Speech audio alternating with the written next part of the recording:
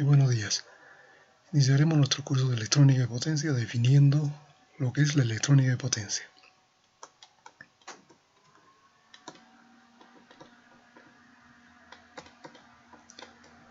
La electrónica de potencia se define como la ciencia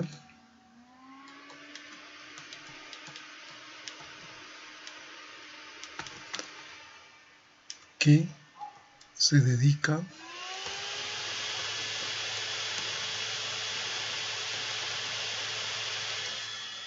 al estudio de conversión de energía.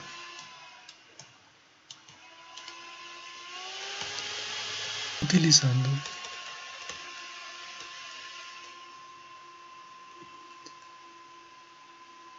elementos pasivos y dispositivos semiconductores.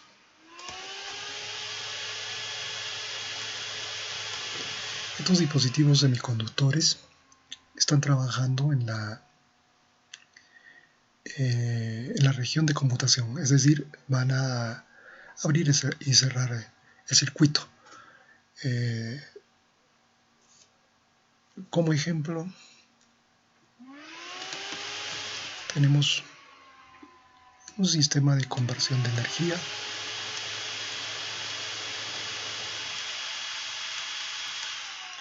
vamos a transformar la energía continua en alterna. Este es un inversor.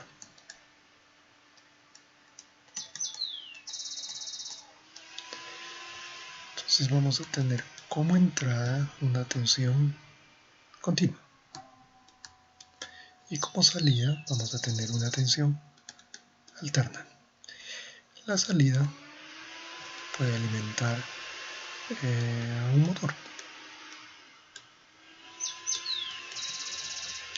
motor de inducción.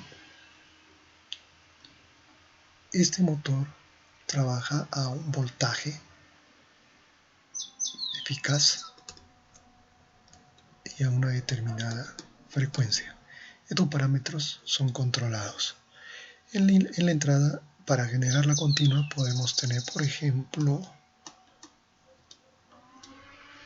la generación fotovoltaica. Entonces aquí generamos la continua, aquí transformamos la continua en alterna y lo aplicamos a un motor. Bien, entonces la electrónica de potencia se dedica al estudio de toda la transformación de energía, como en este caso que hemos puesto como ejemplo.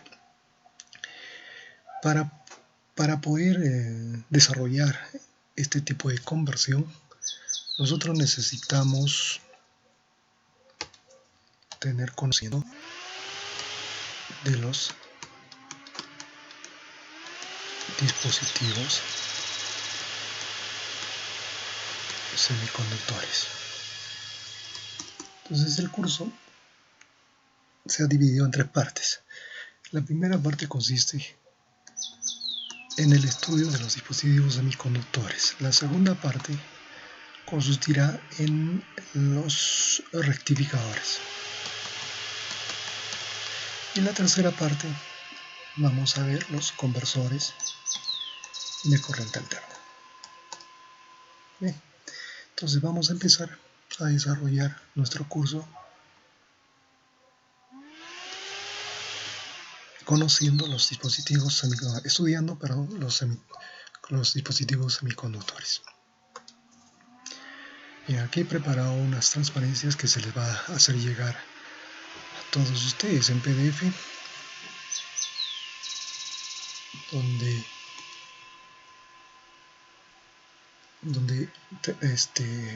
está desarrollado toda la parte de dispositivos semiconductores.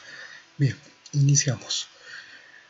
Los dispositivos semiconductores de potencia se dividen en tres tipos.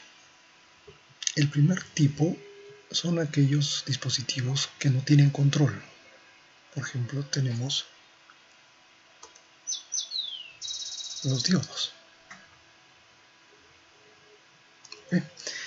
El segundo tipo, tenemos los dispositivos que tienen control de activación, pero no tienen control de apagado. En este caso tendríamos los SR y los TRIAC. Y el tercer tipo son los elementos que tienen tanto control de activación como desactivación. Como ejemplo tendríamos todos los transistores y algunos tiristores como el GTO, el IGST, etc.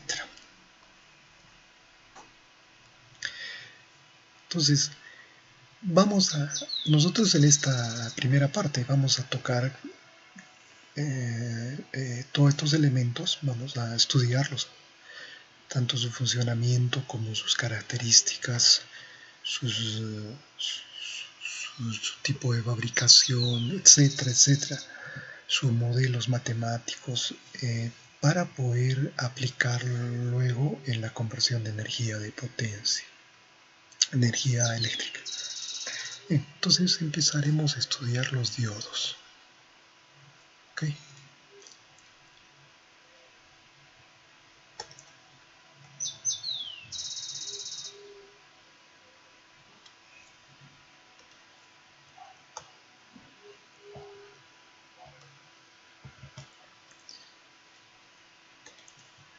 Vean, los diodos de potencia se diferencian de los diodos de baja potencia, digamos, o sea, los diodos normales de baja potencia, porque los diodos de potencia conducen altas corrientes y soportan altas tensiones.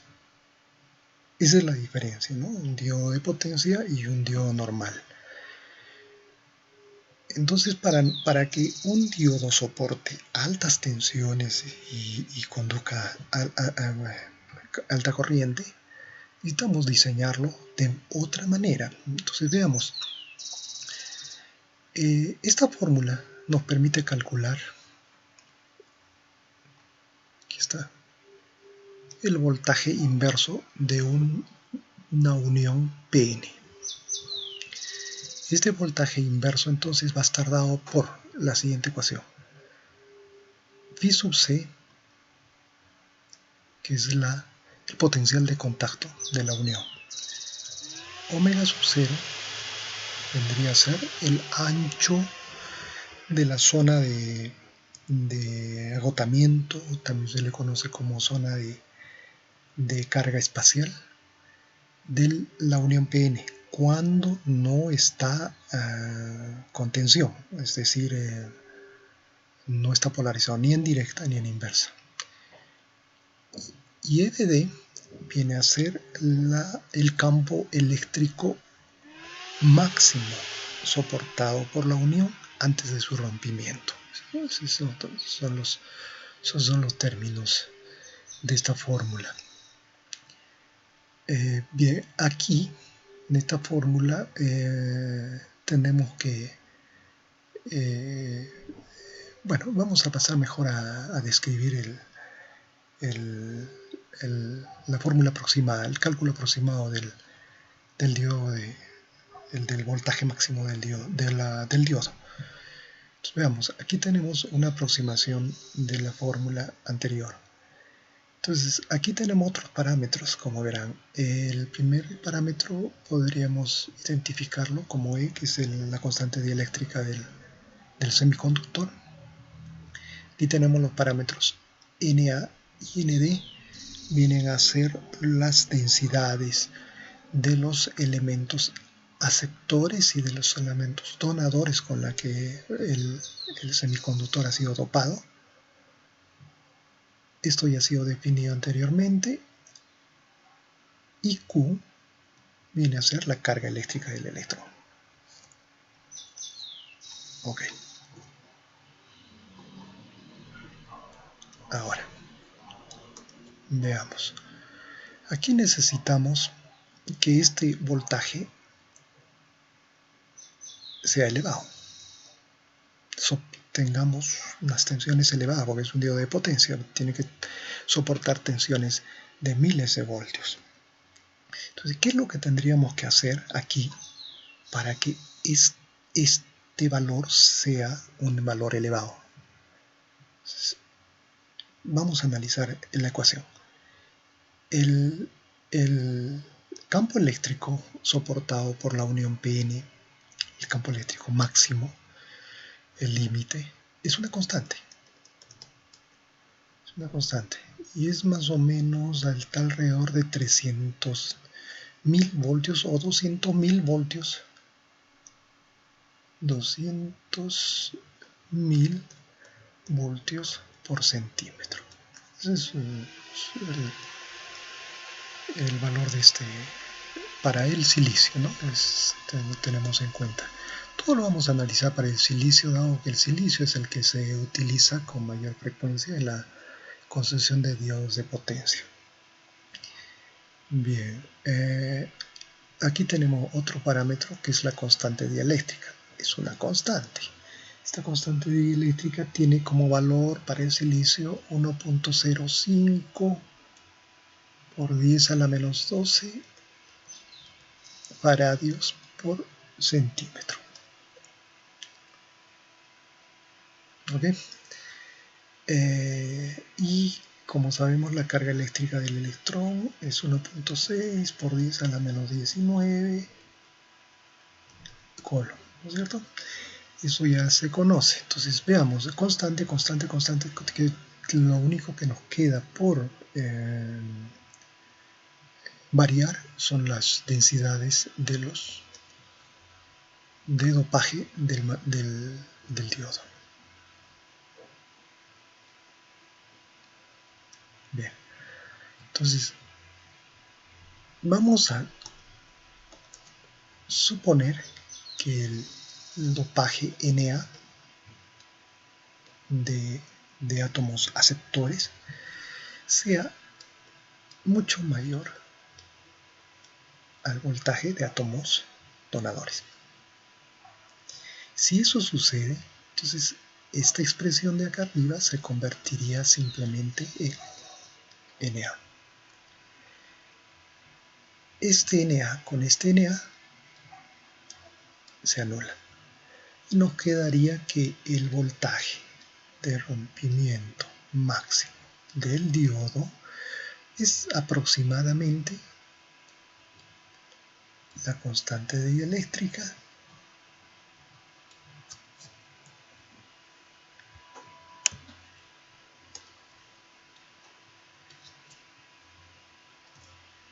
por el campo eléctrico máximo soportado por el semiconductor dividido entre 2 veces la carga del electrón sobre Na.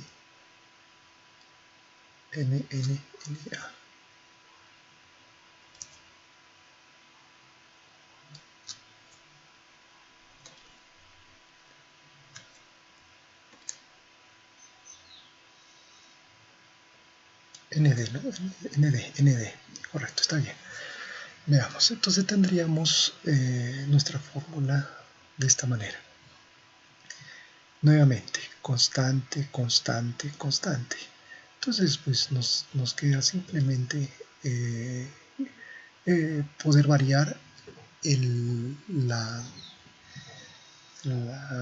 densidad de átomos donadores del semiconductor.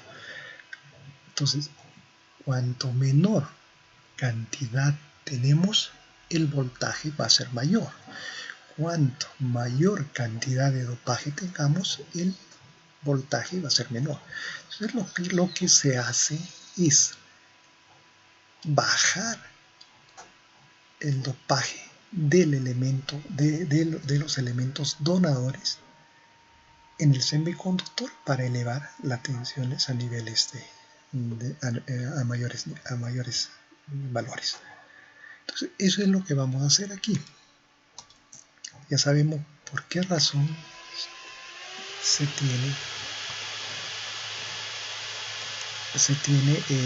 que bajar el número de átomos donadores, ¿correcto? Bien. Acá tenemos un diodo, perdón, de potencia. Esta es una estructura física de un diodo de potencia.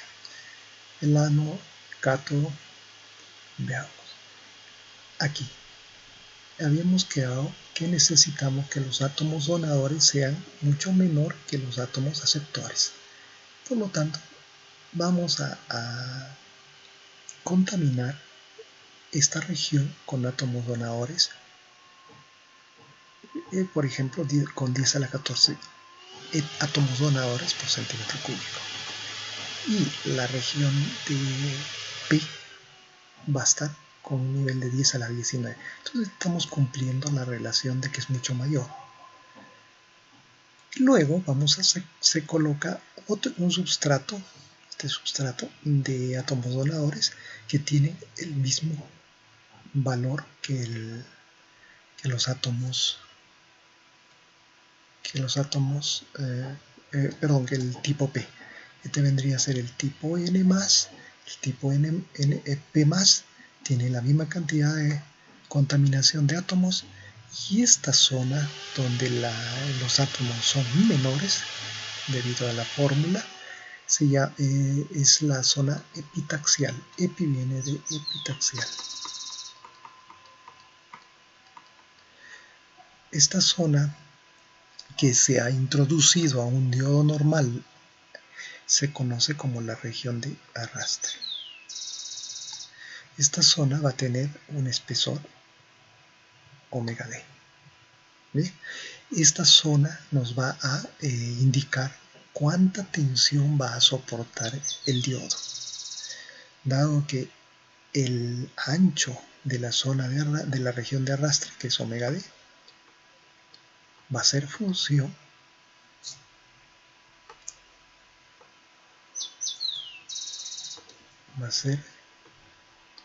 va a estar en función de el voltaje de rompimiento del diodo.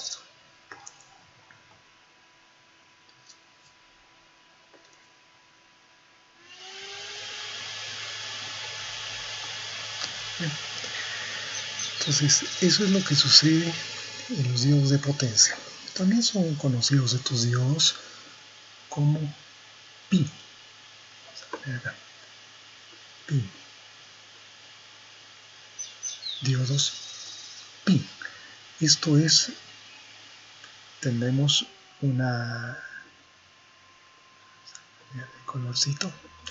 Tenemos una región P, una región N, y en el intermedio, la zona epitaxial aquí, y D intrínseco. Esa I viene de la palabra intrínseco. Entonces ahí nos indica que tenemos una capa epitaxial entre la capa P altamente dopada y la capa N también altamente dopada. ¿Ven? Es así como se construye entonces un diodo. Sigamos. Vamos a ya sabemos por qué razón los diodos tienen 3 capas. Entonces acá tendríamos 3 capas. Lo que no quiero que se olviden que la capa PN, la de unión, es esta. Esa es la unión del diodo PN, no esta.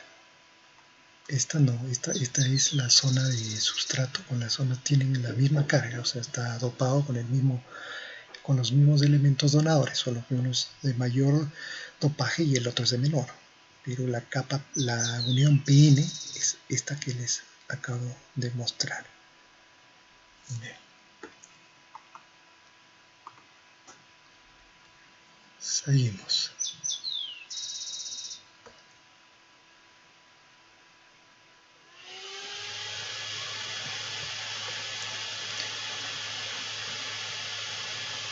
Entonces ya tenemos nuestro diodo. Ahora, la tensión de ruptura del diodo va a tener dos formas de ruptura, digamos así, ¿no?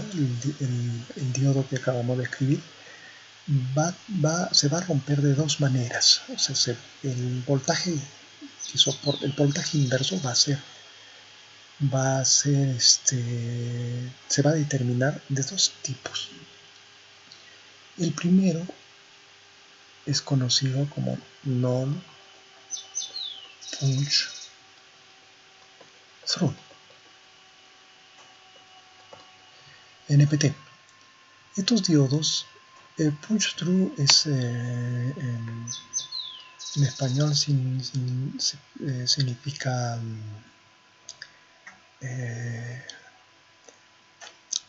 perforación.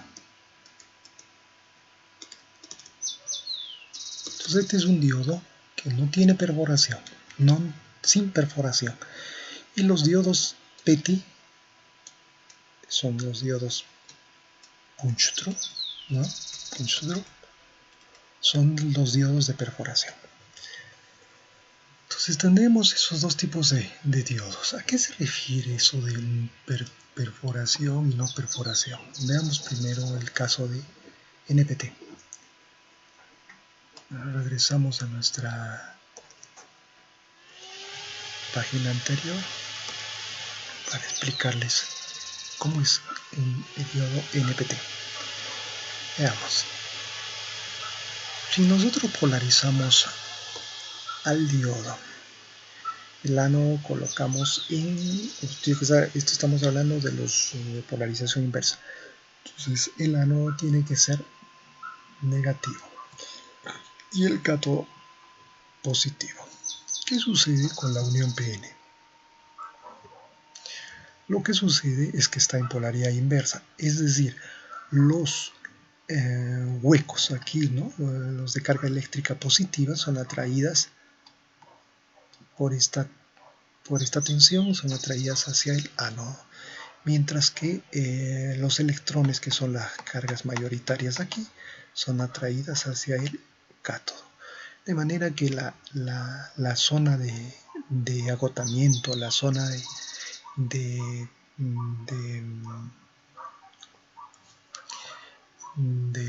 depleción, también es conocida, la zona de carga espacial, también es conocida esta zona, va a aumentar.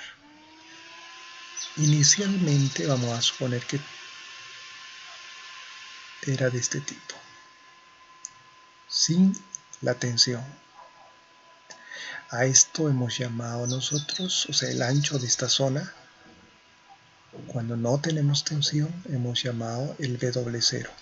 Ese es el parámetro que está aquí escrito, que está mencionado en esta fórmula. Entonces, esta es la zona libre de carga espacial, etcétera, tiene diferentes nombres. En esta zona no hay cargas, por eso se llama zona de agotamiento. Entonces, cuando nosotros colocamos esta tensión, pues esta zona va a incrementarse. La zona libre de cargas va a crecer hasta que va a tocar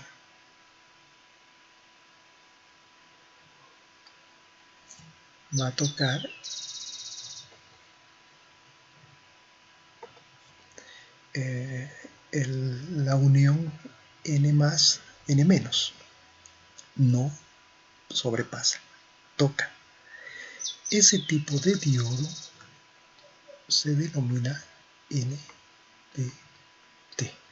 Entonces, el ancho de esta zona de libre de cargas, la zona de carga espacial, va a igualar al ancho o al espesor de la región de arrastre.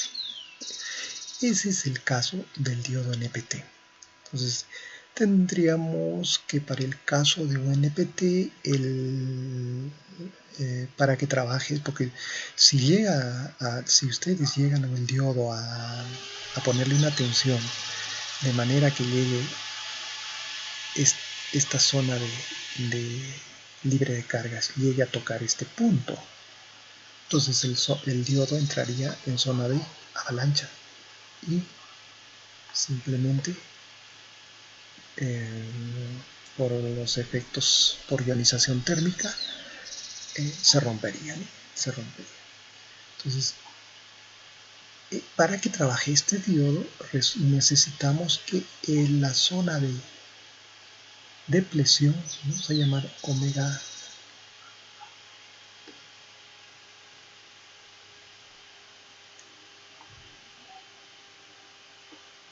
vamos a llamar el ancho de la zona de carga, ¿no?, debe ser menor o igual al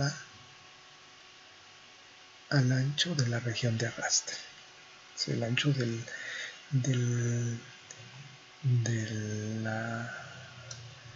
la región de bajos de electrones, de electrones bajos, de pocos electrones, o sea, la zona epitaxial. Entonces, debe cumplirse esto para que el diodo trabaje. No podemos llegar a este punto porque se rompería por la ionización térmica. Eso es lo que produce el rompimiento de un diodo. Bien, ese es el caso de un diodo NPT. Acá tenemos el crecimiento de la zona libre de cargas. Ok, ahora vamos a nuestro... Vamos a borrar esto. Vamos a nuestras fórmulas. Ya saben de qué se trata el NPT. Vamos a la siguiente página. En este caso, el voltaje de rompimiento, esto ya lo hemos descrito anteriormente, ¿no? Es así. Estaría dado por esta fórmula. Ya es descrito anteriormente. El campo eléctrico máximo soportado por el semiconductor tiene, como les dije, 200.000 voltios por centímetro. Es una constante. La carga eléctrica la constante dieléctrica del silicio está en el orden de 1.05 por esta mierda mencionado anteriormente. Entonces, si nosotros y la carga del electrón ya conocemos, ¿no es cierto? Es 1.6 por 10 a la menos 19 coulombios. Si nosotros reemplazamos estos valores en la fórmula, vamos a tener que el voltaje de rompimiento es de 1.3 por 10 a la 17 sobre la densidad con la que ha sido dopada la región epitaxial, ND. Ok, veamos. Entonces, otra cosa que habíamos mencionado también, que el ancho de la zona de arrastre, la zona epitaxial, debe ser mayor o igual al ancho de la zona de depleción, de la zona libre de cargas, la zona de carga espacial, para que el diodo funcione. Si hacen igual, bueno, menor o igual porque es el límite. Si lo hacen igual, ya estarían rompiendo el diodo. Si lo hacen mayor, entonces el diodo va a trabajar. Entonces, si nosotros reemplazamos este valor, perdón, el ancho de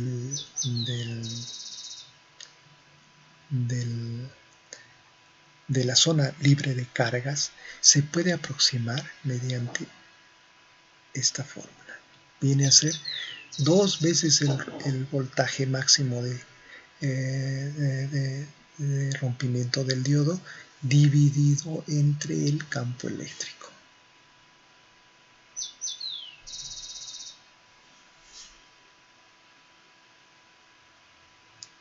¿Ve? Reemplazando valores, porque este es constante, es 2 por 10 a la 5, sería la mitad, 1 por 10 a la menos 5, tendríamos esta fórmula, que el ancho de la zona de arrastre es igual a 1 por 10 a la menos 5 el voltaje de rompimiento del diodo. ¿Bien? Entonces, como ejemplo, si necesitamos un voltaje de 1000 voltios, necesitamos un voltaje de rompimiento de 1000 voltios, entonces si ustedes reemplazan los 1000 voltios acá sería 1 por 10 a la menos 2. Esto está en centímetros. Si lo transformamos esto a micrómetros, vamos a tener 100 micrómetros. Entonces, para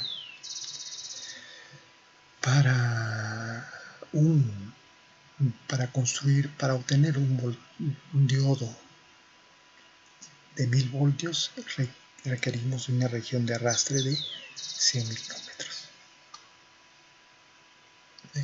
Ese es entonces el diodo Punch-Through. Pero no Punch-Through, de no perforación. ¿A qué se refiere de no perforación? Dado que vamos a ver el anterior. Aquí está.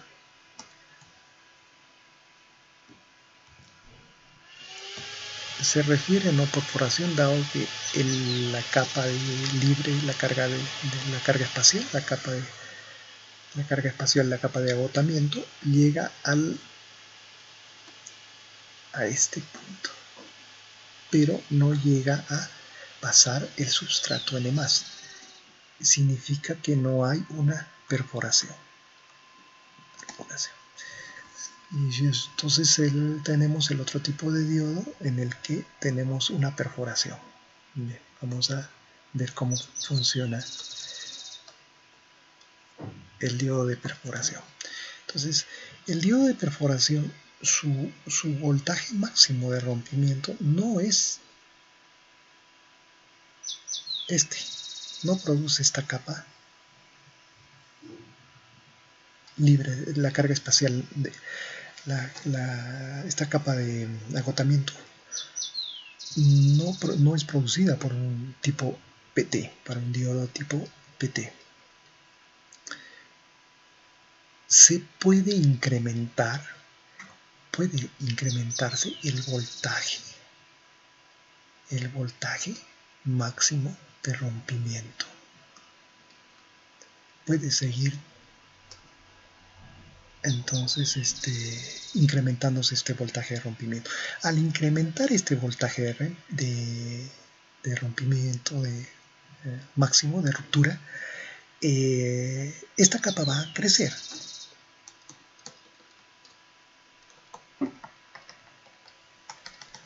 ¿Okay? Perforando la capa del substrato N+. Entonces, por eso tiene el nombre de Punch-Through, de perforación. Pero en la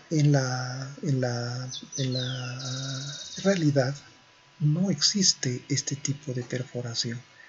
Lo que sucede es que se queda la capa de esa manera, pero podemos incrementar el voltaje. Eso es lo que nos indica. No existe tal perforación, no en la realidad. Esa es una denominación de este tipo de diodo. Vamos a ver las fórmulas.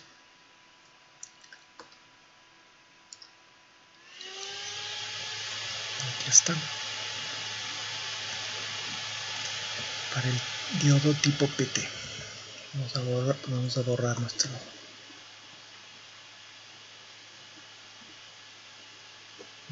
pizarra. Ok, aquí tenemos entonces el diodo de tipo PT. Esta gráfica describe la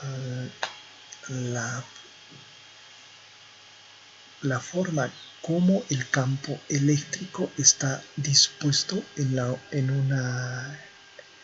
en el diodo de tipo punch-through o de tipo perforación. Vean, este punto vendría a ser x igual a 0, es decir, este punto nos indica la unión del diodo, la unión de la juntura PN, ¿no? De tipo PN. ¿Cómo es que se va a distribuir el campo eléctrico en una unión PN? La distribución del campo eléctrico es, en la unión PN va a ser máximo. Y conforme nos vayamos alejando, este punto nos va a representar la unión N menos N más. ¿Okay?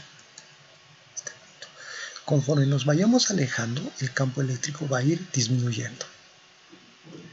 Cuando lleguemos al punto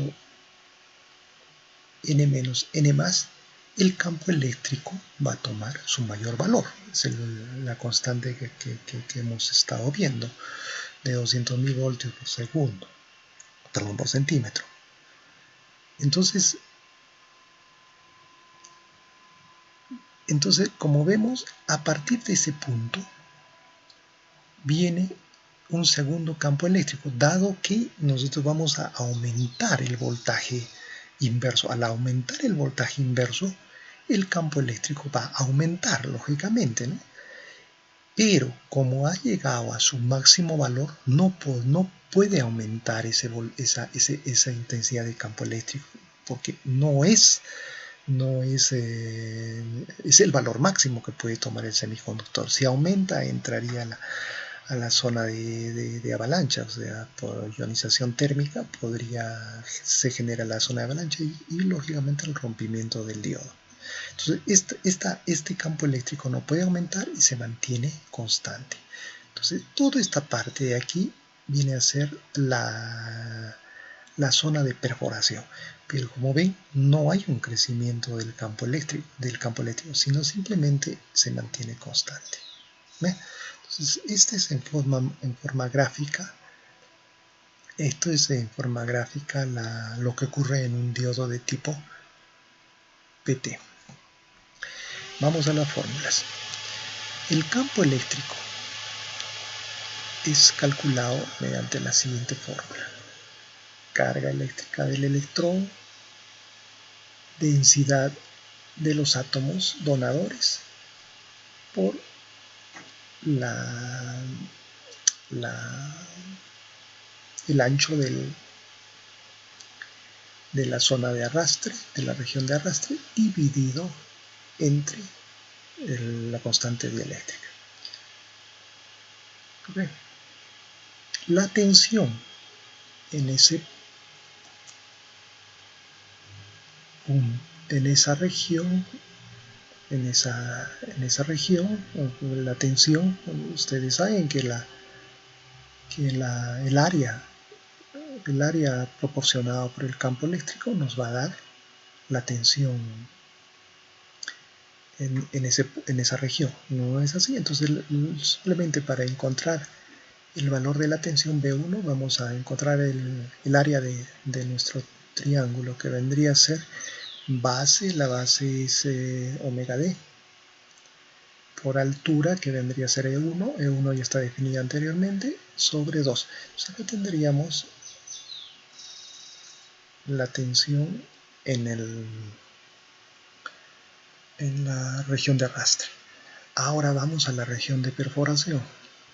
La región de perforación se mantiene constante, por lo tanto tenemos una adicional de campo eléctrico E2, y el voltaje estaría definido simplemente por E2 por omega D, que vendría a ser el ancho de la capa.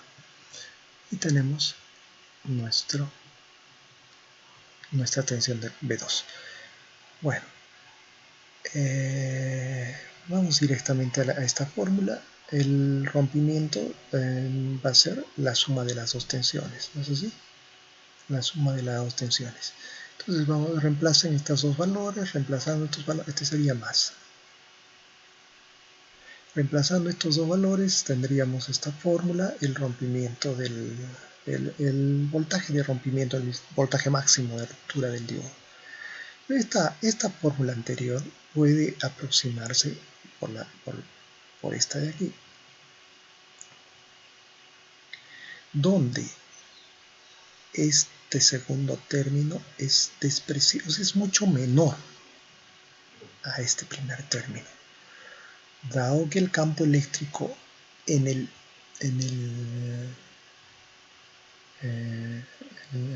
EBD, el de máximo, va a ser mucho mayor a este término anterior, ¿no? Entonces, bueno, esto puede despreciarse, este término es mucho menor, entonces tendríamos simplemente esta aproximación. De aquí podemos despejar el ancho de la zona de la región de arrastre. Entonces tendríamos el BBD dividido entre el campo eléctrico máximo. Entonces si nosotros comparamos, voy a borrar, si nosotros comparamos esta última fórmula con la fórmula anterior, ¿qué teníamos? En el diodo de tipo NPT, en el diodo NPT tendríamos que el ancho es igual a 2 veces BBD sobre EBD, mientras que en el tipo PT tenemos que el ancho es BBD sobre EBD. Eso significa que este diodo PT soporta el doble, 2 veces el voltaje de ruptura del diodo.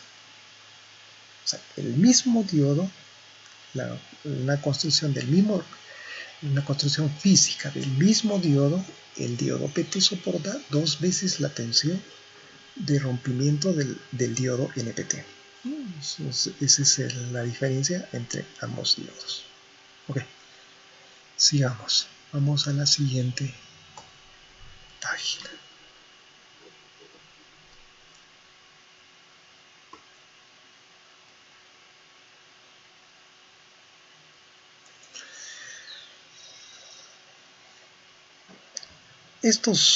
Los dispositivos, bueno, estamos viendo los diodos. Los diodos trabajan en dos estados, ¿no? Como ustedes saben. En electrónica de potencia, el trabajo del diodo es o conduce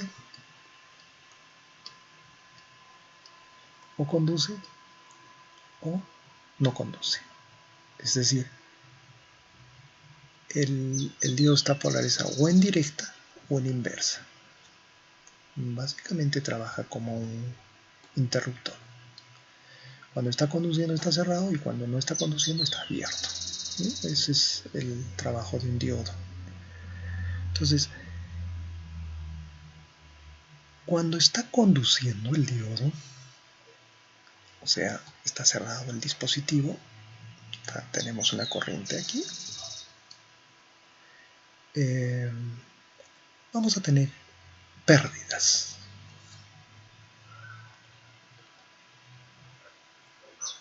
Vamos a tener pérdidas en el diodo.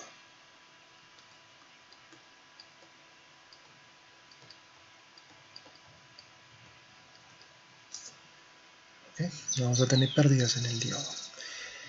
Estas pérdidas del diodo hay que medirlas, dado que como son diodos de potencia, la temperatura de la unión del diodo no debe sobrepasar a la temperatura de unión máxima proporcionada por el fabricante. Si sobrepasa esta temperatura, entonces el diodo también por ionización térmica entra en la región de avalancha, ocasionando el rompimiento del diodo. Entonces es muy necesario calcular las pérdidas para mantener la temperatura de unión por debajo de la temperatura de unión máxima. Veamos aquí cuando está activo el diodo, cuando está conduciendo, ¿a qué se debe estas pérdidas? Vamos a borrar. ¿Quién lo proporciona estas pérdidas? Acá tenemos el diodo de potencia. Tenemos la región P+, que viene a ser el ánodo, la región N+, que viene a ser el cátodo, y la región epitaxial, ¿no? con un ancho de región de arrastre. Bien. Cuando el diodo está en estado activo, o sea, cuando está conduciendo, la densidad de cargas, a través del diodo se distribuye de esta manera, como lo observamos en la parte de abajo. Aquí. Entonces vamos a borrar esto.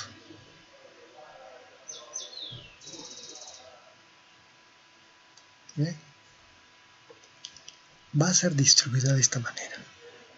Vean, esta es la región de arrastre. Inicialmente el diodo, cuando no está polarizado, porque para que esté en la región activa, este punto tiene que ser positivo y este punto tiene que ser negativo, ¿correcto? Cuando no tenemos una polarización directa, ¿cómo sería la distribución de las cargas eléctricas en las tres uniones o a través del diodo? Sería de esta manera.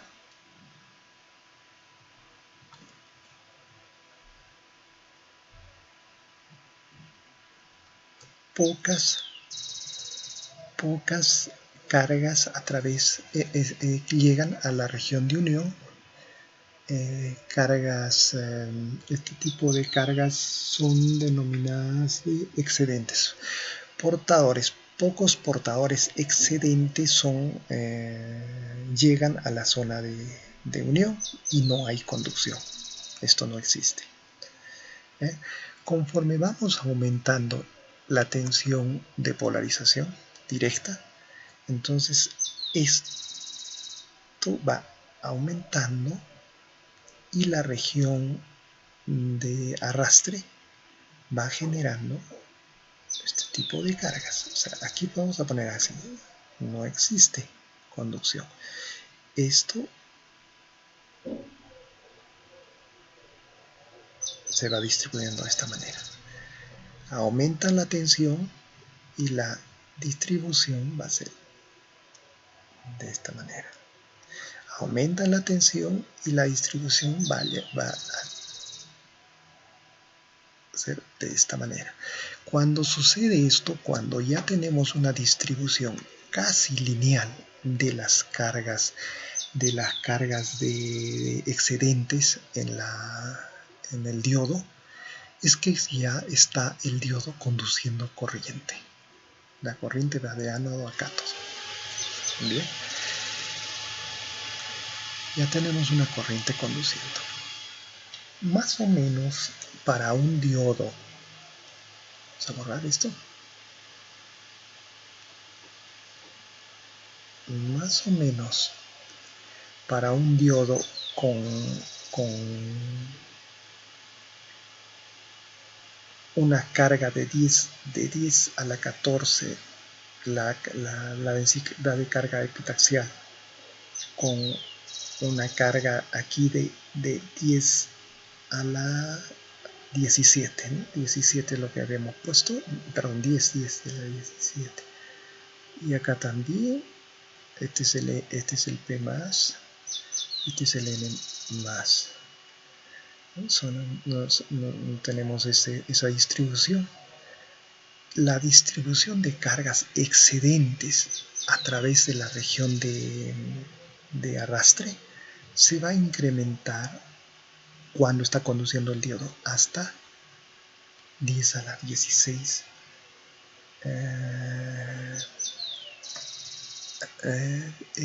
electrones por centímetro cúbico. Es la densidad por centímetro, es la densidad de cuando está conduciendo.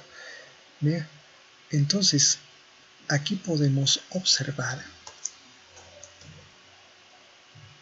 voy a borrar esto,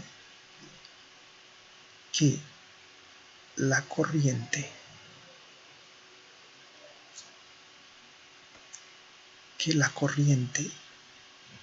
donde mayor caída de tensión va a ocasionar es en la región de arrastre. Entonces, como conclusión tenemos que la región de arrastre es la que produce las pérdidas del diodo. Cuanto mayor tengamos una región de arrastre, o sea, cuando el diodo sea más de mayor potencia, ¿no? El voltaje inverso es inversamente proporcional. Vamos a tener mayor potencia, la región de arrastre va a ser mayor. Es directamente proporcional. Tenemos mayores pérdidas. Conforme la región de arrastre sea menor, es decir, diodos de pequeña potencia, las pérdidas son menores. Entonces es importante el cálculo de pérdidas en la región, en los diodos de potencia. Estas pérdidas pueden ser excesivas, de manera que puedan ocasionar el rompimiento del diodo. ¿Okay? Bien, sigamos.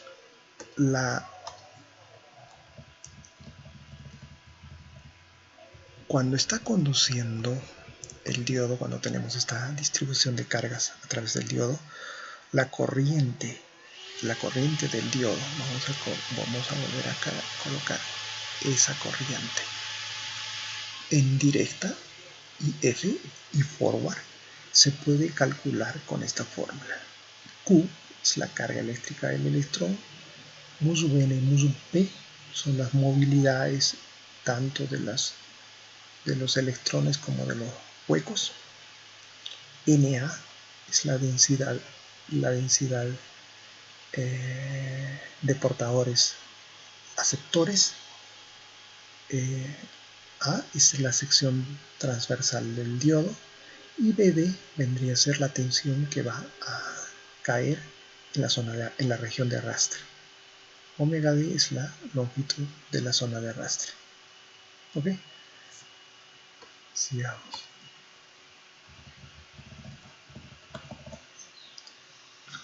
Esta corriente IF puede ser aproximada, esta corriente anteriormente, esta corriente es la corriente directa, ¿no? Esta misma corriente puede ser medida a través de la carga, almacenada en el diodo. Vendría a ser la carga almacenada QF en el diodo dividido entre el tiempo de vida de los portadores excedentes.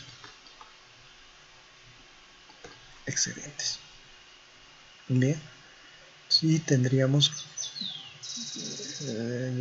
mencionado de otra manera, es la carga del electrón, el área, el ancho de la capa y la densidad de los átomos aceptores. Este viene a ser la capa epitaxial, ¿no? La densidad con la que sea con la que se dopa la capa epitaxial. Entonces, tenemos dos maneras de encontrar la corriente directa. Igualando estas dos corrientes, podemos despejar el voltaje en directa. De estas dos ecuaciones, entonces, unen estas dos ecuaciones, despejan el voltaje en directa y nos va a dar como resultado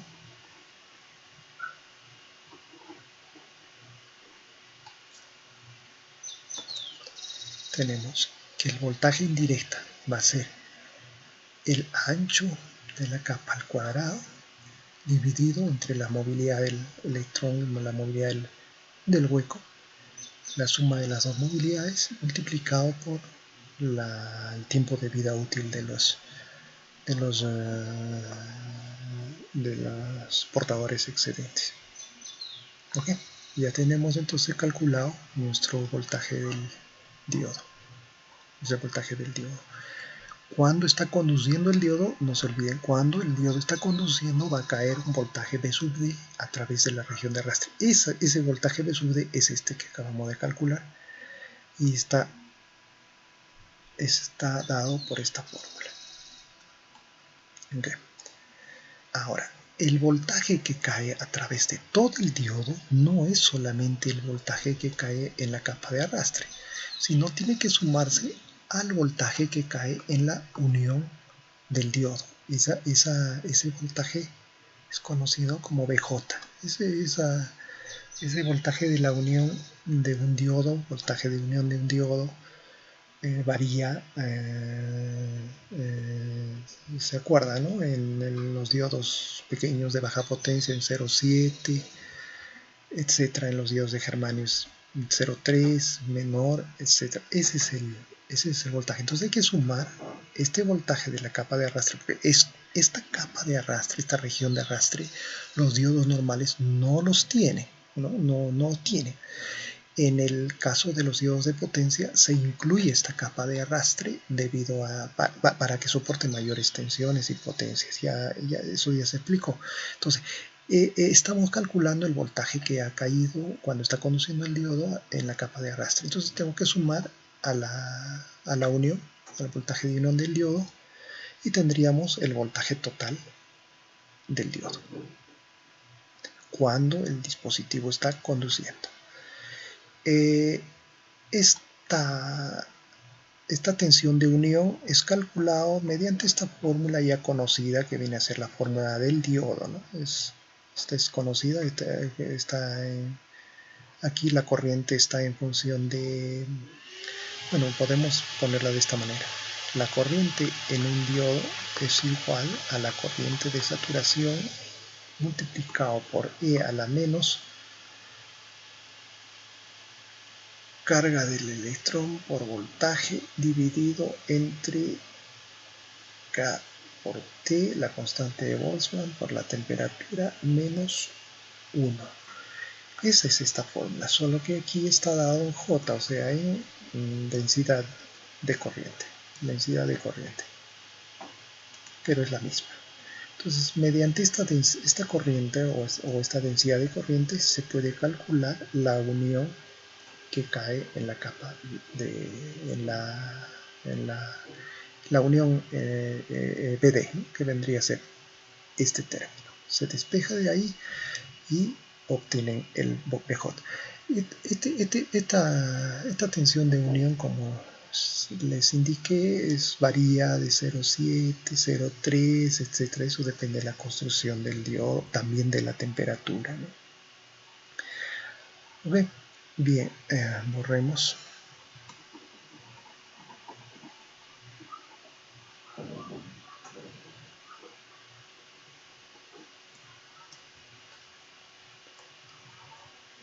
Bueno, este voltaje del diodo que nosotros habíamos calculado con esta fórmula puede ser aproximado también mediante esta otra fórmula. No vamos a incidir mucho en esto porque esto ya es construcción del diodo, ¿no? Esta es más la construcción. Lo que interesa acá es este resultado. Vean. Nosotros habíamos dicho que el voltaje total que cae en el diodo es el voltaje de la unión, que vendría, ya hemos visto cómo se calcula, y en lugar de PD vamos a colocar I por R en encendido, donde I es la corriente que está atravesando el diodo, ¿correcto? Y R encendido vendría a ser la resistencia ohm del diodo. Esta resistencia lo proporciona el fabricante.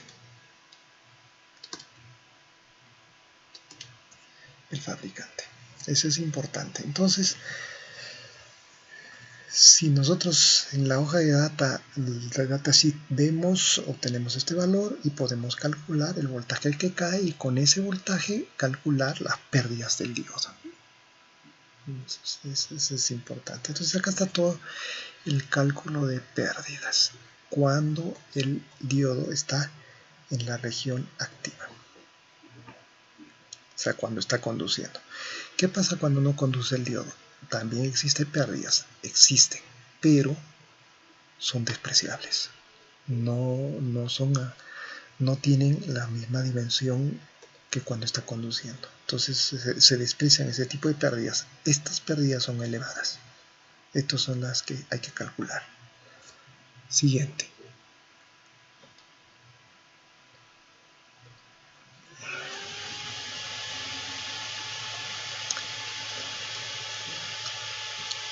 Los dispositivos son trabajan conmutando, ¿no? Conmutando el circuito, es decir, encendido y el apagado. Cuando el diodo se enciende, vamos a poner acá una gráfica, vean. Vamos a suponer que el diodo está apagado, entonces la corriente es 0. Es baja, ¿no? Es una corriente prácticamente 0. Cuando el diodo se enciende, la corriente va a tomar el valor de corriente directa, IF. ¿Qué sucede con el voltaje?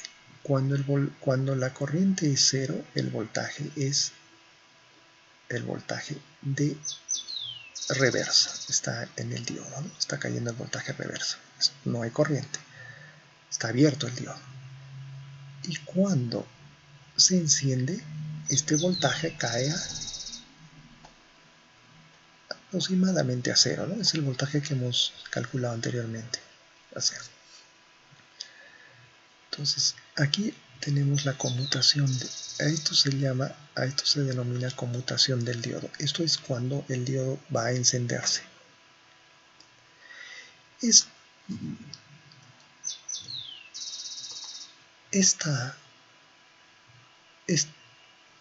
Esta conmutación que acabo de graficar en la realidad no existe. La conmutación no se da en forma instantánea, tiene sus retardos. Igual para el caso contrario, cuando hay conmutación de activado a desactivado, también no se da en forma instantánea, tiene retrasos. Tiene retrasos, retardos. ¿Okay? Entonces, eso es lo que se denomina características de conmutación del diodo, y eso es lo que vamos a estudiar. Entonces, primero veamos el encendido.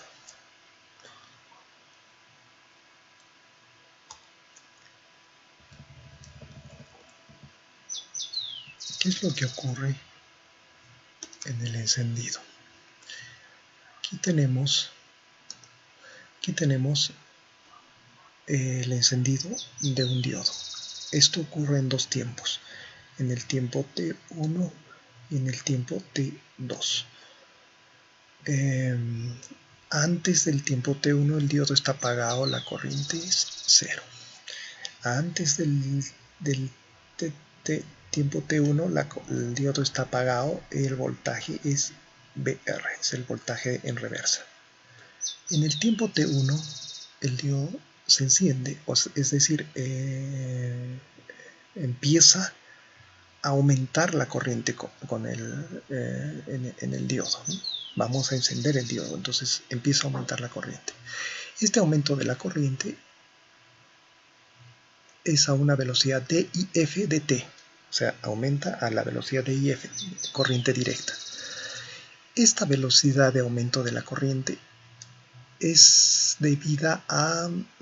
debe más que todo a elementos externos. O sea, quienes definen esta corriente son los elementos externos del diodo. Bien, entonces en el tiempo t1 empieza la corriente a ascender y la tensión debería bajar a cero, ¿no? Pero se mantiene por un tiempo pequeño y empieza a descender también la tensión. Muy bien. Cuando el diodo toma su corriente ya nominal, resulta que la tensión en el diodo es la máxima. O sea, no es cero, sino es la máxima. Es así como se enciende el diodo. Después que la corriente ha tomado su valor nominal, este punto, es que la tensión desciende a cero. Cae a cero. Entonces va a tener un tiempo de descenso de la tensión. Ese tiempo es denominado o se es conocido como el tiempo T2. Es el tiempo que desciende la tensión a cero. Y el diodo se ha encendido, ¿no? Entonces la activación de un diodo se da en dos tiempos, T1 y T2, y sucede de esta manera.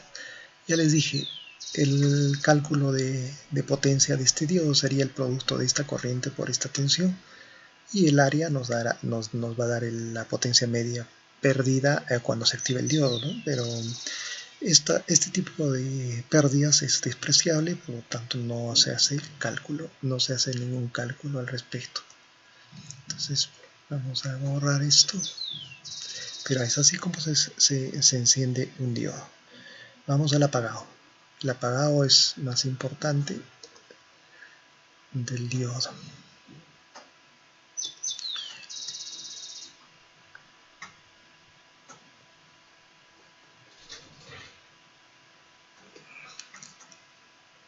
Okay. El apagado de un diodo se produce en tres tiempos: T3, T4 y T5. Entonces inicialmente el diodo está conduciendo una corriente en directa, IF, y en el tiempo T3 empieza a descender la corriente. Vamos a apagar el diodo. Empieza a descender la corriente, la tensión continúa en el voltaje de encendido. Es el cálculo que hemos hecho anteriormente, es un voltaje bien pequeño, aproximadamente cero. La corriente desciende. Cuando llega a cero la corriente, se inicia el tiempo T4. Este descenso de la corriente se da a una velocidad de DIR de T, o sea, la velocidad en reversa de la corriente. Esta velocidad también está determinado por elementos externos al circuito, ¿no? Igual que en el caso del encendido. Bien, entonces tenemos que va a descender a esa velocidad. En el tiempo T3 entonces empieza en el tiempo de inicio T4 empieza que la corriente no va a quedarse en cero, sino continúa bajando en forma negativa ya, ¿no? Porque T positivo, negativo, o sea, va a conducir en reversa el diodo hasta un valor máximo, IRR. Luego empieza el descenso de la corriente. En este valor máximo IRR se da la tensión máxima del diodo. Vamos a bajar un poco más. Aquí está.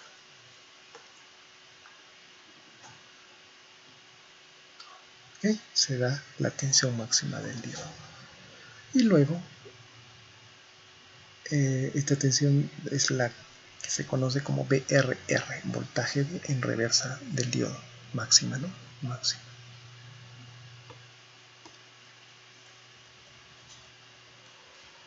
Bien. Y luego empezaría, vamos a borrar eso, vamos a cambiar colorcito. Bien. Luego empieza el tiempo T5 de descenso de la corriente hacia cero y la tensión también baja de su valor máximo pico hacia el voltaje de reversa. Entonces en este punto, cuando ya llego al 25% de la corriente máxima IRR, ya se considera que el diodo ha encendido y el voltaje ya es el voltaje de reversa y tenemos el tiempo de encendido del diodo. El problema es este área. Este es el área de carga en reversa. Este área tiene que, si nosotros calculamos la potencia del diodo, vean, sería la corriente por la tensión. Antes, vamos a dividirlo en dos. Antes de este área 1, vamos a llamar, la tensión es casi cero. Entonces aquí no hay pérdidas. Pero en este área, la región 2, la tensión llega a valores PRR bastante elevados. Por lo tanto tenemos pérdidas. Entonces las pérdidas se calculan en este tiempo, en el tiempo T5 y en esta región, con esta corriente, mejor dicho, por esta tensión, nos va a dar las pérdidas del diodo. Muy bien, ahora tenemos que esta carga del diodo se puede calcular por IRR sobre TRR entre 2. Viene a ser la mitad del área del triángulo, esta fórmula. Esta fórmula entonces nos da la mitad del área del triángulo. Esto se puede aproximar por un triángulo y la mitad nos está dando la carga almacenada en reversa del diodo, ¿no? El área es la área de la corriente, viene a ser la carga almacenada en un capacitor. Eso simula más o menos lo que sucede en un diodo. Tenemos la constante de el factor de dinámica,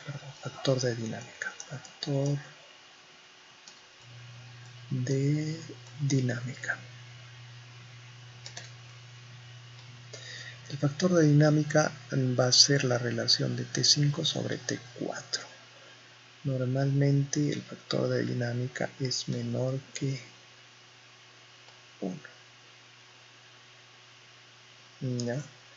T4, este tiempo es bastante mayor con respecto a T5. Entonces tenemos el factor de dinámica ya definido, las corrientes máximas inversas, esta es la corriente, etcétera, etcétera, etcétera. Bueno, sigamos avanzando. Vamos a ya saben entonces lo que es una conmutación, cuáles son los tiempos de conmutación de los diodos y en cuántos tiempos se dan la activación y cuántos tiempos se da la desactivación, etc. Lo importante entonces aquí es la parte de desactivación, ¿no? La parte de activación se desprecia, entonces aquí es donde debemos calcular la potencia. Vamos. Tenemos los tres tiempos, esta es una copia del circuito anterior. Tenemos lo siguiente. T4, sabemos que el factor de dinámica, está en 5 sobre T4, de ahí despejando el factor de dinámica T5 sobre, primero TRR es el tiempo de recuperación del diodo, viene a ser la suma de T4 más T5. Despejando de T4 tendríamos que es TRR menos T5. ¿Okay? Ahora, de aquí despejamos el T4 y tenemos que T5 sería T4 por S, ¿no es cierto? TRR menos T5, T5 es S por T4. Bien, despejando T4 de allí nos da la fórmula en función del TRR. La corriente reversa, IRR, es esta corriente reversa, viene a ser la derivada, o sea, la velocidad de descenso en este punto. Entonces, DIR de T por T4, contando de este punto a este punto, viene a ser esa. Tenemos la corriente inversa, reversa. T4, reemplazando el valor de T4, vamos a tener que DIR de T sobre TRR sobre S más 1. ¿Okay? Ya habíamos mencionado que la carga almacenada en el diodo QRR tiene el valor de 1/2 IRR por TRR. ¿Okay? QRR, entonces, reemplazando los valores de IRR, tendríamos DIR TRR al cuadrado sobre DT sobre 2S más 1. Y de ahí podemos despejar el valor de T del tiempo TRR, el tiempo de recuperación reversa, y tenemos esto. También podemos utilizar los dos términos para despejar el valor de la corriente reversa y tendríamos esta ecuación. Bien, entonces aquí tenemos las dos ecuaciones que nos calculan los tiempos y la corriente en reversa.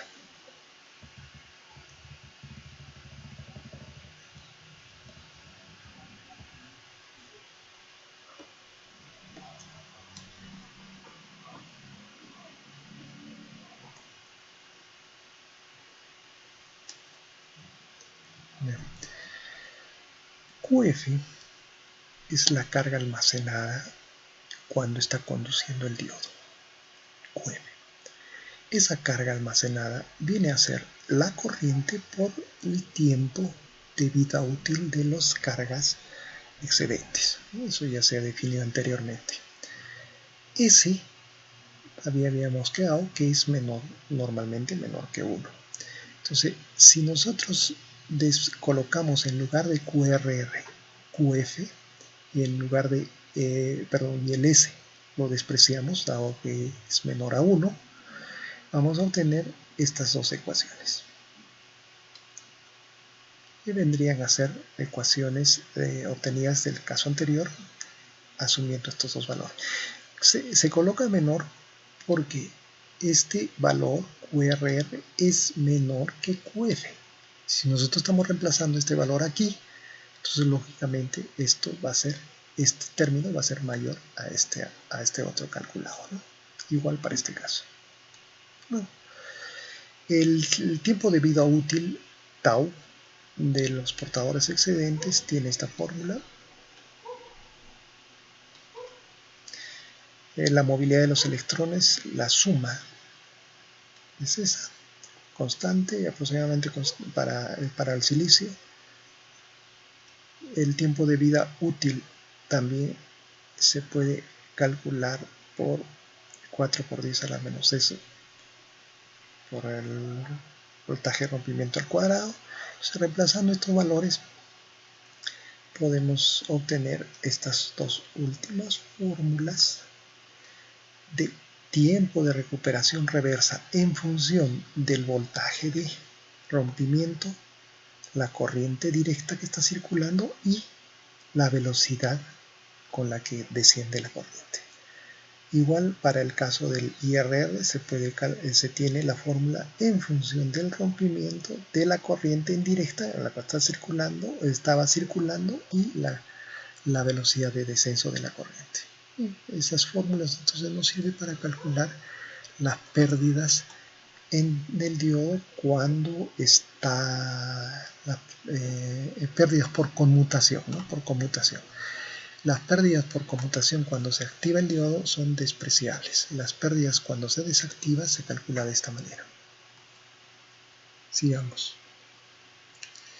Entonces, el cálculo de pérdidas, vamos a verlo. Aquí, el cálculo de pérdidas. Tenemos acá el diodo que está conduciendo una corriente IF y está cayendo a través del diodo un voltaje BF.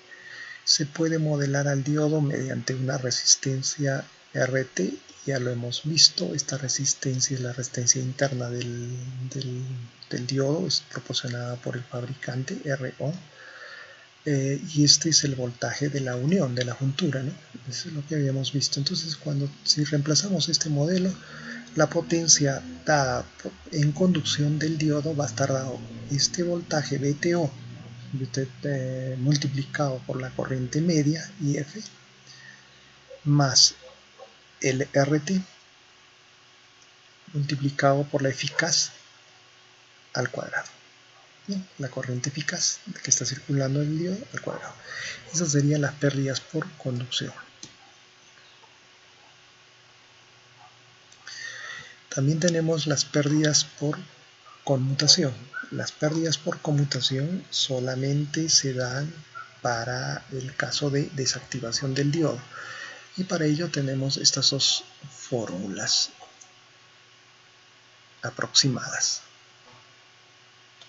Esto lo pueden encontrar en el libro del profesor Ivo Barbie. Es aproximado. Anteriormente habíamos encontrado otras dos fórmulas. Estas fórmulas también son aproximadas, son fórmulas empíricas. Pueden utilizar las anteriores o estas dos fórmulas para el cálculo de pérdidas por conmutación.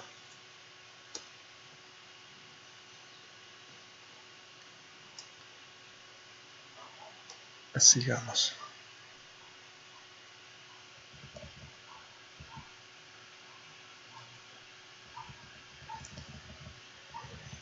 Y aquí vamos a hacer un ejemplo del cálculo de pérdidas cuando el diodo entra en un estado de conducción, no conducción, conducción, etc. Vamos a calcular tanto las pérdidas en estado de conducción, en estado de conducción, en estado de no conducción y las pérdidas en conmutación. Estas pérdidas solo se calculan cuando hay la desactivación del diodo. ¿Bien? Entonces tendríamos, cuando está conduciendo el diodo, tenemos una corriente IF a través del diodo y una tensión BF. Por lo tanto, las pérdidas en peón sería el producto de BF por IF multiplicado por T-on sobre T, dado que no es constante. Esta es una onda rectangular, no es constante, entonces hay que calcular las pérdidas en valores medios, ¿no? El valor medio sería T-on sobre T. Para el caso del T-off sería IR por BR multiplicado también por T-off sobre T. Esto habíamos indicado de que se aproxima a cero. Para el cálculo de pérdidas cuando entra activación también se aproxima a cero. Cuando entra desactivación tenemos este caso. Aquí están las curvas anteriores, pero ya linealizadas. Tenemos aquí la carga, ¿no?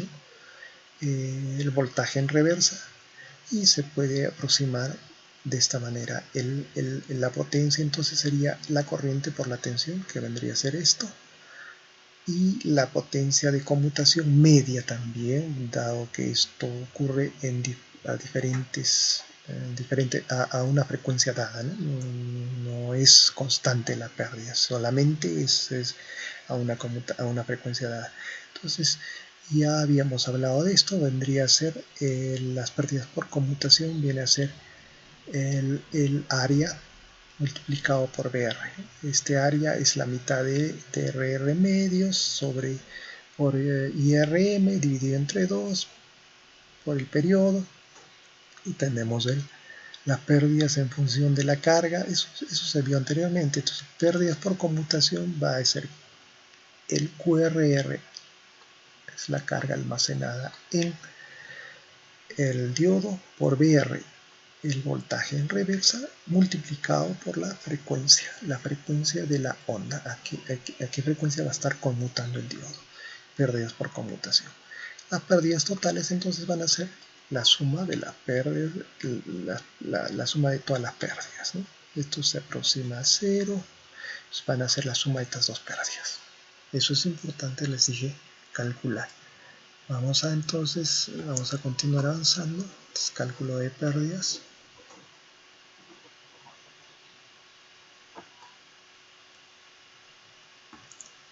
Vamos a la siguiente. Una vez que tengamos las pérdidas, en muchos casos es necesario utilizar los disipadores térmicos. Estos disipadores térmicos hacen que la temperatura de la unión permanezca en una temperatura dada sin llegar a su valor máximo, para que no se produzca la avalancha que les comenté anteriormente. Entonces es necesario hacer un cálculo térmico al sistema para ver si es que necesita o no necesita disipación térmica el diodo.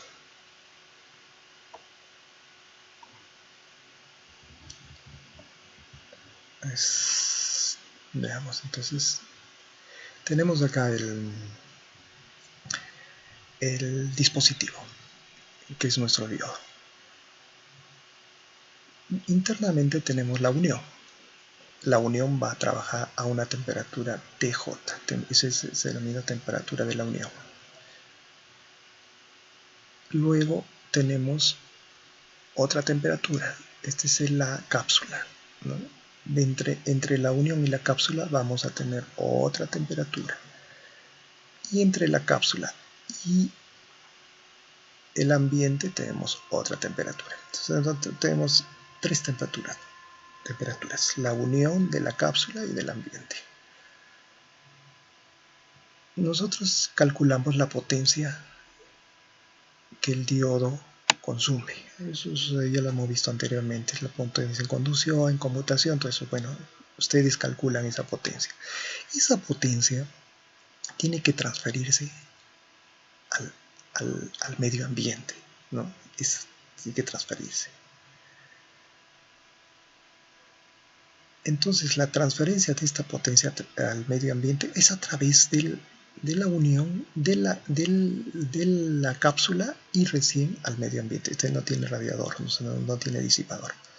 Entonces podríamos decir que la diferencia de potencial TA menos TJ, o perdón, TJ menos TA, actúa como tensiones, y la potencia debe transmitirse a este. Sería igual a la potencia multiplicado por la resistencia de la unión hasta el medio ambiente.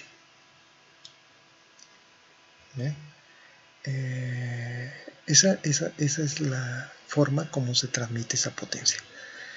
Bien, nosotros tenemos la temperatura ambiente, conocemos. Esto se conoce. Hemos calculado la potencia del diodo que debe disipar. También conocemos. La temperatura de la unión tenemos como datos del fabricante el valor máximo. Entonces, si nosotros queremos mantener esta temperatura por debajo de la temperatura máxima, lo que tenemos que hacer es seleccionar una resistencia de manera que lleve toda esta potencia al medio ambiente sin superar la temperatura de la unión. Ese es el cálculo térmico. Eso es lo que vamos a hacer. Bien, vamos a borrar.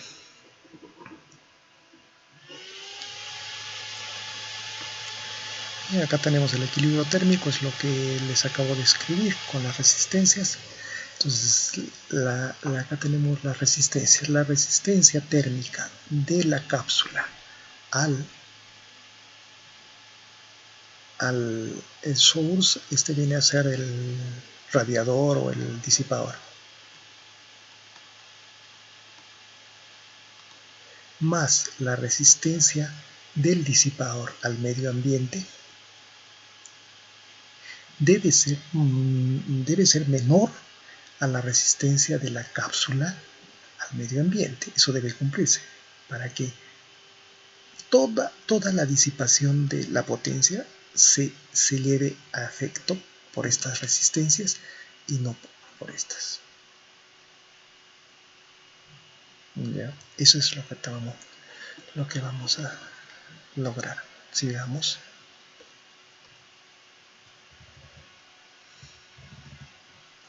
Entonces acá tenemos el diodo esquematizado, graficado, pero aquí tendríamos una gráfica cómo va montado todo el diodo con su radiador.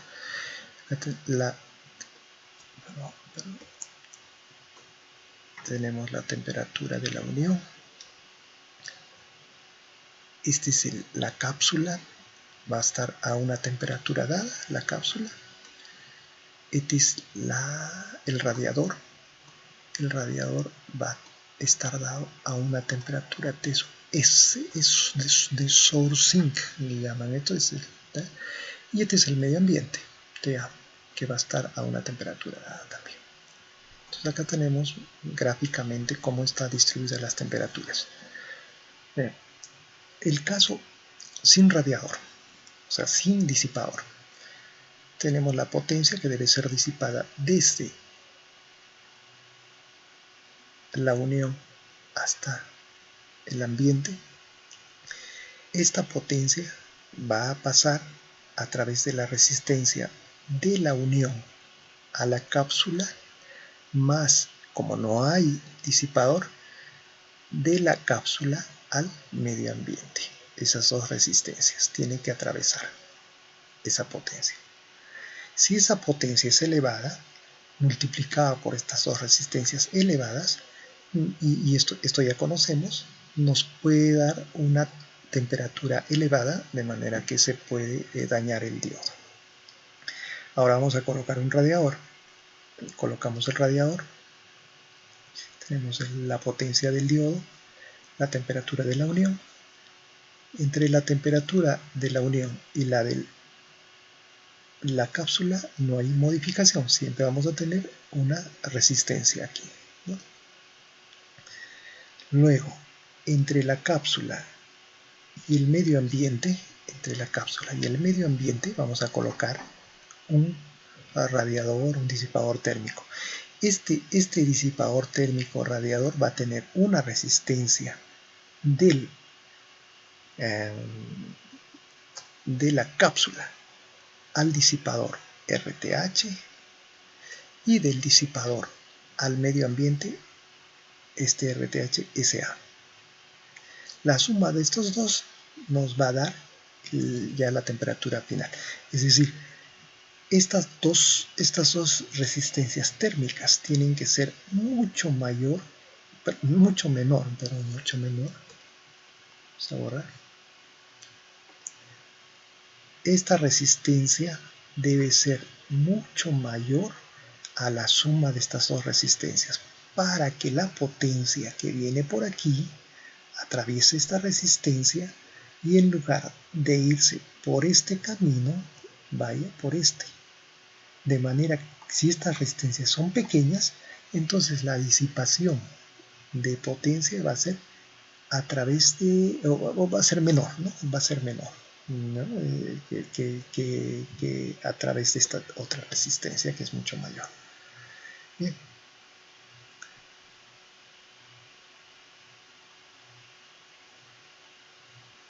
Eso es lo que ocurre entonces. Ese es el cálculo que hay que hacer para mantener la unión del diodo por debajo del valor máximo. Sigamos. Vamos a la siguiente página. Aquí está el cálculo. Es sencillo el cálculo. Tenemos la temperatura de unión, tenemos la temperatura ambiente. Entre esos dos términos tenemos de la unión a la cápsula. Estos datos son dados por el fabricante. Y estos dos hay que calcularlos, ¿no? Este es de la cápsula al disipador y del disipador al medio ambiente. Calculando estas dos resistencias, aquí está los valores ya donde se incluye los valores tanto de la cápsula que está incluido la resistencia de contacto de la cápsula al disipador. Esta resistencia está incluida en este valor. Entonces, calculando estas dos resistencias, la disipación en estas dos resistencias, del punto de cápsula al medio ambiente, nosotros vamos a la tablita de disipadores de la Semicron y elegimos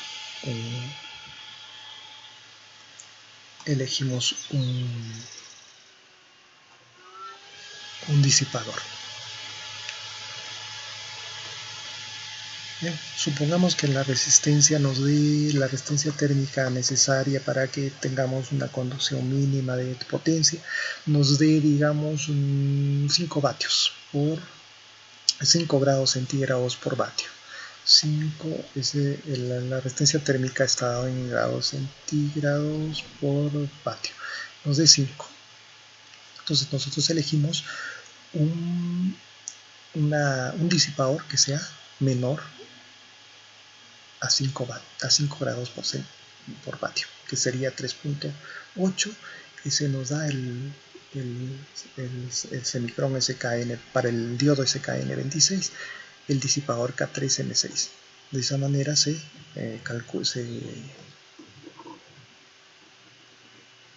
tenemos ya el disipador calculado. Siguiente.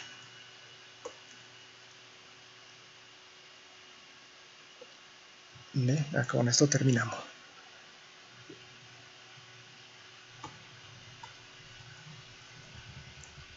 En este caso,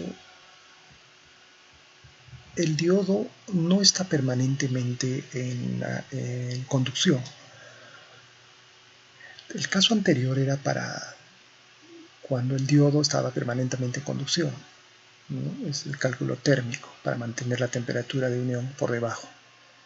En este caso, por lo general el diodo está conmutando de on a off, de off a on. Entonces, cuando está en on, está calentando, y cuando está en off, está enfriando. Entonces, en este caso, en lugar de la resistencia térmica anterior, se utiliza la impedancia térmica. Aquí está. Es lo mismo, solo que en lugar de resistencia fija, esta es la impedancia térmica. Este está en función del tiempo de conducción del diodo. Entonces, este dato lo proporciona el fabricante. Este está en la hoja de datos del fabricante. Entonces, con este dato hacemos el cálculo del disipador térmico. Vamos a continuar vamos a terminar nuestra exposición con el cálculo del disipador térmico. Entonces acá está en forma gráfica las temperaturas, ¿no? Las temperaturas inicial, aquí el diodo está conduciendo, entonces la temperatura se va a elevar. Aquí el diodo no está conduciendo, la temperatura disminuye. Aquí está nuevamente conduciendo, aumenta. Entonces, para este caso se utiliza el valor medio de la potencia, que es este. Que es este. El valor medio de la potencia. Y este sería el valor medio de la temperatura. Entonces, usamos valores medios para hacer el cálculo del disipador térmico. Y no se olviden, usen la impedancia térmica en lugar de la resistencia térmica. Y el cálculo es similar. Finalmente tenemos la última transparencia. Se refiere a los tipos de diodos que tenemos en el mercado. Pueden revisarlo ustedes, estos tipos de diodos. Vamos a darle una lectura para terminar. Los diodos lentos están entre el rango de 1 a 6000 amperios, un voltaje de recuperación inversa de 400 voltios a 3600 voltios. El voltaje en directa es de 1.2 a 2.5. El tiempo de recuperación reversa es de 10 microsegundos aproximadamente y se utiliza en rectificadores. Los diodos rápidos y ultra rápidos están en el rango de 30 amperios a 200 amperios, el voltaje de 400 a 1500 voltios, el voltaje en directa de 1.2 a 2 voltios. El tiempo de recuperación de reversa está entre 0 y 1, es menor, ¿no?, al anterior. Se utilizan inversores, UPS, accionamientos, etc. Los diodos Schottky, vamos a verlos más adelante, las características de este diodo. Están en el rango de 1 a 120 amperios, el voltaje hasta 150 voltios, la caída es menor, es de 0.3 a 0.7, casi no tenemos tiempo de recuperación reversa, son diodos bastante rápidos y se utiliza en puentes, en conversores, etc. Los diodos de alta corriente, estos dos diodos son de tipo especial, son diodos especiales, ¿no? Tenemos bastantes corrientes por hasta 10.000 amperios y voltajes hasta 2.500 voltios, aplicaciones especiales de alta corriente, mientras que los diodos de alta tensión tenemos corrientes 45 a 2 amperios, voltajes pequeños, pero el voltaje inverso está en el orden de hasta los 18 kilovoltios. Su recuperación reversa también es mínima, de 150, dado que la corriente es pequeña, y se usa en aplicaciones de alta potencia. Bien, entonces eso sería la primera parte acerca de los diodos. Veremos en la siguiente clase los transistores y tiristores. Muchas gracias.